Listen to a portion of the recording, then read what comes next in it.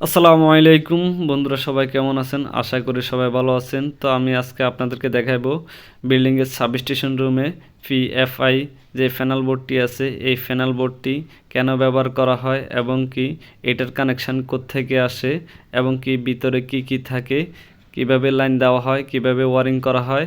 আমার অনেক ইলেকট্রিশিয়ান ভাই হয়তো এটা জানার জন্য খুবই আগ্রহী, কিন্তু কেউ কখনো বুঝাই দেয়নি, এই কারণে সে জানে না এবং কি এটা কত অ্যাম্পিয়ার কত কেবি লোড দেয়। এই জিনিসটা আমার এই ভিডিওতে আমি আপনাদেরকে দেখাবো। তো জানতে হলে আমার এই ভিডিওটা না টানে সম্পূর্ণ দেখুন, দেখলে আপনি বুঝতে পারবেন। তো কথা না বাড়িয়ে আমরা মূল ভিডিওতে চলে যাই। মূল ভিডিওতে যাওয়ার আগে যারা আমার চ্যানেলটি এখনও সাবস্ক্রাইব করেননি, অবশ্যই আমার চ্যানেলটি সাবস্ক্রাইব করে দিবেন, পাশে থাকা বেল আইকনটি ক্লিক করে দিবেন। আমার নতুন আপডেট ভিডিওগুলো আপনাদের কাছে পৌঁছে যাবে। আমাদের এখানে যে রিল মিটারটা লাগানো হয়েছে, এই রিল মিটারটার কানেকশান মূলত এখান থেকে আসি, এই চ্যানেলটা দিয়ে এখান থেকে আসি, এই চ্যানেলটা দিয়ে এখানে আসি। আমাদের রিলের জন্য এখানে 3টা ফিউজ ব্যবহার করা হয়েছে। এই ফিউজগুলো যে নিউট্রাল ফিউজটা আছে, এটা কানেকশান দিয়ে রেখেছে, কিন্তু এখনও কানেকশান দেয় নাই। আর এই মিটারটার জন্য এখানে অনেকগুলো কানেক্টর ব্যবহার করা হয়েছে।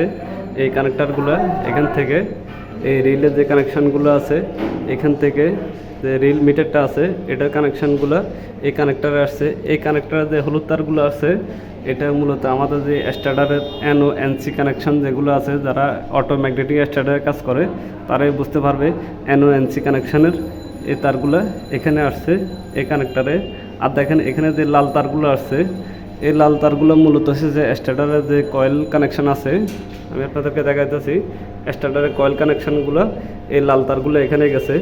তো আমাদের এখানে যে লাল তারগুলো দিছে, এগুলোতে মূলত এখানে ইন্ডিকেটার কানেকশানগুলো দিছে। এই ইন্ডিকেটার কানেকশানগুলো থেকে এটা বোঝা যাবে, এখানে যেমন ধরেন আমাদের এখানে 2.5 kVAr লোড আছে।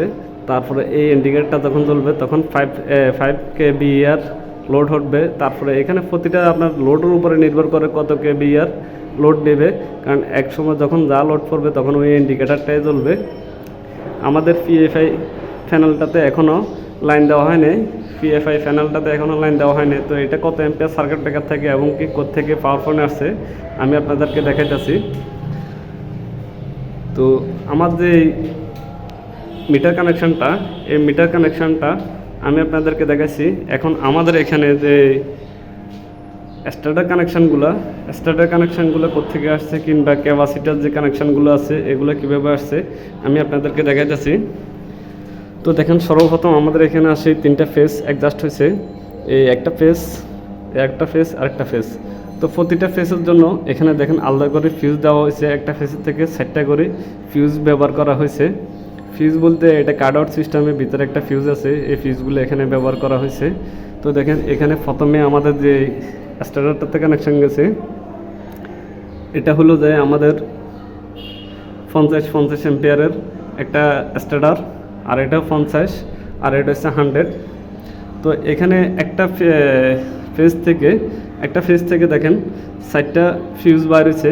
এই ফিউজটা থেকে একটা গেছে আপনার এখানে যে স্টার্টারের NONC কানেকশান আছে ওইখানে গেছে ব্যাকআপ কানেকশানে, আর একটা ফেজ এখানে আসছে। দ্বিতীয় ফেজটা দেখেন এটা 3 নম্বর স্টার্টারে গেছে।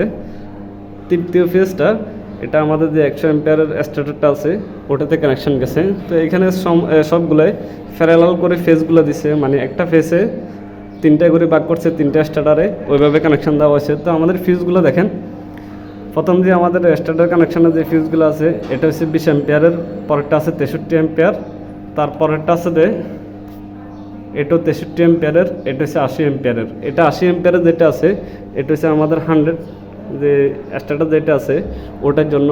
সেমভাবে দেখেন এখানেও সেমভাবে ব্যবহার করা হয়েছে। তো এখান থেকে আরেকটা ফেজ, এখানেতে আরেকটা ফেজ উপরের দিকে ঘুরে গেছে। দেখেন একটা মেন ফেজটা আমাদের এখানে কানেকশান হয়েছে, এখানে বাসবাদ দিয়ে এখানে 4 ভাগে ভাগ করা হয়েছে। তো এখানে আরেকটা ফেজ সরাসরি এখানে আসছে।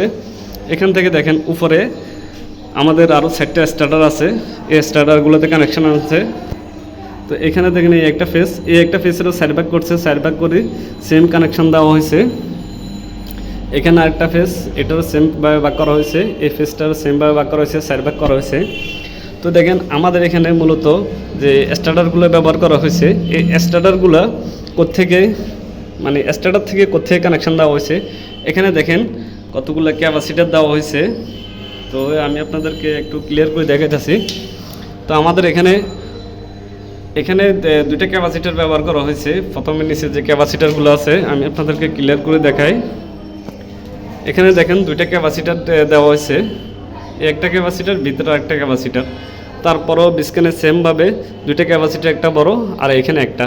টোটালে আমাদের নিচে যে 4টা স্টার্টার ব্যবহার করা হয়েছে, এই 4টার জন্য 5টা ক্যাপাসিটার দেওয়া হয়েছে। ক্যাপাসিটারটা মূলত এসে যায় এগুলো 3 ফেজ ক্যাপাসিটার, 3টা কানেকশানে আছে। তো এগুলো হচ্ছে যে পাওয়ারগুলো কন্ট্রোল করার জন্য, এই কারণে যে ক্যাপাসিটারগুলো ব্যবহার করা হয়েছে।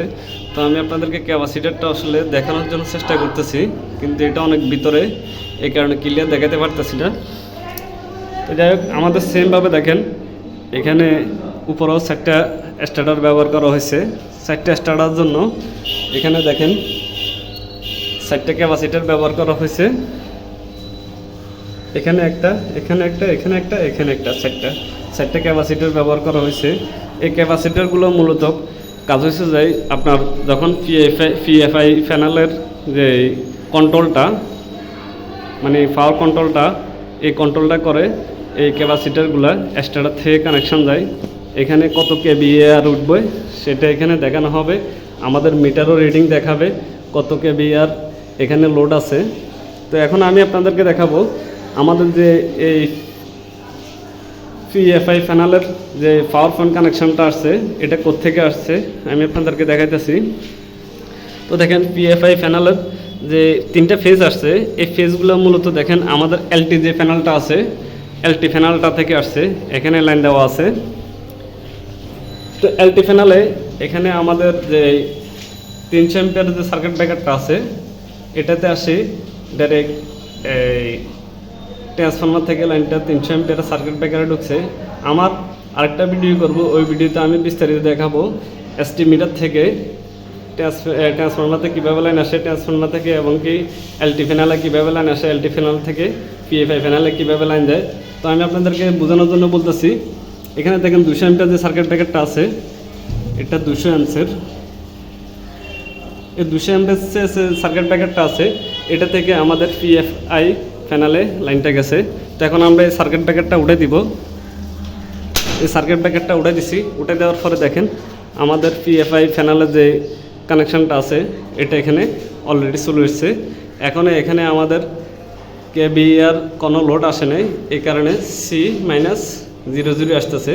তো যখন এখানে আমাদের ফুল লোড করবে তখন যাই এখানে আপনি মিটার রিডিংটা দেখাবে। রিডিং দেখানোর পরে এখানে কেবি